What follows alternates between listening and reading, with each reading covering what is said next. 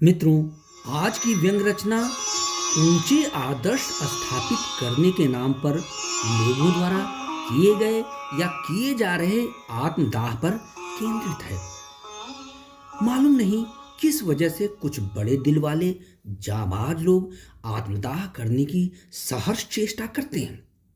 क्या आत्मदाह करने से उन्हें परमानंद प्राप्त होता है? मैं तो कुछ नहीं बता सकता, लेकिन आज मैं इसी बिंदु पर एक व्यंग रचना अपनी आवाज में प्रस्तुत कर रहा हूं। इस व्यंग का शीर्षक है आत्मदाह सुख। आजकल सुख के अक्षुण्ण स्रोत के रूप में आत्मदाह का नुस्खा बेहद मकबूल होता जा रहा है। आत्मदाह करने का एक शाही सलीका भी है।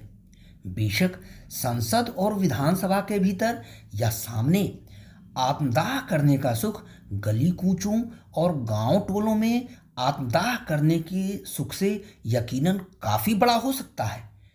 वाकई आत्मदाह का यही शाही सलीका भी है। चुनांचे ऐलानिया ढंग से बीच चौराहे पर गाजे बाजे और भीड़ भड़कम के बीच आत्मदाह करने का सुख भी असीम होता है, अवर्णनीय होता है, अकथनीय होता है।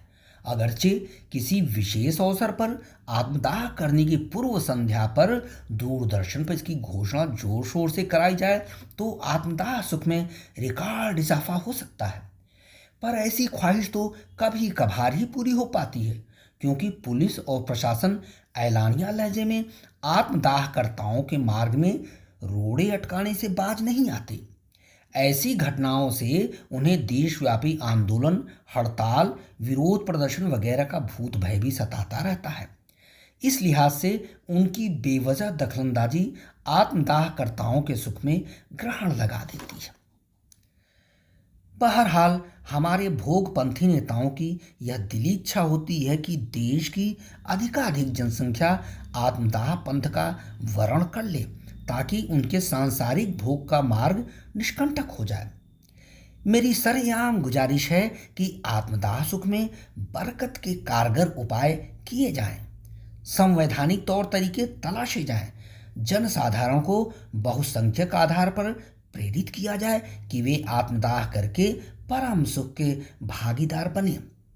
निसंदेह सभी भौतिक अभौतिक, लौकिक अलौकिक, इहलौकिक पारलौकिक सुखों में आत्मदाह सुख सर्वोपरि है। अब तो सिर्फ इसी माध्यम से देश में व्याप्त भूखमरी, गरीबी, बेकारी, जनसंख्या धमाका, प्रदूषण आदि जैसी भीषण समस्याओं से स्वमेव ही निजात पाया जा सकता है। कष्टकारी व्याधियों, कुंठा व हताशा की प्रेत छायाओं से छुटकारा पाया जा सकता है। इतना ही नहीं, आत्मदाह पंथ को लोकप्रिय बनाकर मौजूदा महंगाई, घोटाला और नानाविध शोषणों जैसे प्राणघातक राष्ट्रयंत्रों को धाता भी बताया जा सकता है। पेशेवर और सुपारी खोर खूनी हत्यारों को अंगूठा दिखाया जा सकता है। न रहेगा बांस, न बजेगी बांसुरी। यमदूतों के वेश में मंडराते आतंकवादियों और उग्रवादियों की घातक साजिशों पर खरे उतरकर किसी बम धमाके या रेलवे विस्फोट में चिथड़े होकर मरने से बेहतर है कि आत्मदाह कर मृत्यु का खुद आलिंगन कर लिया जाए और लगे हाथ आत्मदाह का लुत्फ भी उठा लिया जाए। टुकड़ों टुकड़ों में मरने का सुख भी टुकड़ों में ही मिलेगा, जबकि साबूत मरने का एकमुश्त सुख सिर्फ आत्मदाह ही मुहैया करा सकता है। अस्तु इस स्वादिष्ट सुख का हकदार बनाने में दो प्रकार के कारकों का प्रत्यक्ष योगदान है, पारंपरिक और आधुनिक।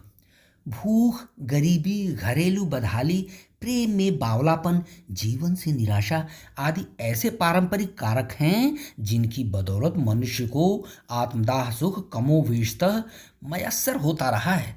लेकिन इसके आधुनिक कारक अत्यंत लोमहर्षक और आज के माहौल में अनुकरणीय हैं। आप गौर फरमाइए, जब कोई राजनेता किसी भले मानस की सहधर्मिणी का निष्ठापूर्वक या साधिकार यौन शोषण करते हुए उसे इतना मजबूर कर दे कि वह आत्मदाह करने पर उतारू हो जाए, तो समझ लीजिए कि उस औरत का मनोरथ पूरा हो गया। वह आत्मदाह सुख की अधिकारिणी बन जन्म मृत्यु के चक्कर से निपट गई। दूसरे, जब पुलिस किसी निर्दोष निरीह व्यक्ति को सतरंगी यातनाएं देने की अपनी जिम्मेदारी का निष्कपट निर्वाह करते हुए उसके पीछे हाथ धोकर पड़ जाए तो उस व्यक्ति के क्षुद्र इहलौकिक कष्टों का व्यारा न्यारा हुआ मान लीजिए।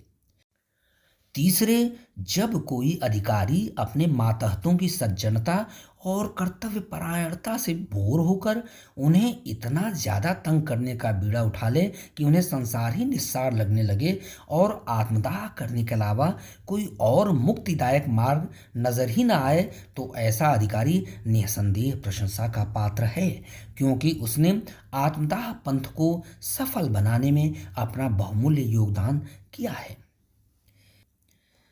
हिंदुस्तान में आत्मदाह की आड़ में बहुओं को जबरन जलाने की सर्वसहमति प्राप्त अटूट परंपरा सचमुच आशानुरूप सराहनीय नहीं है।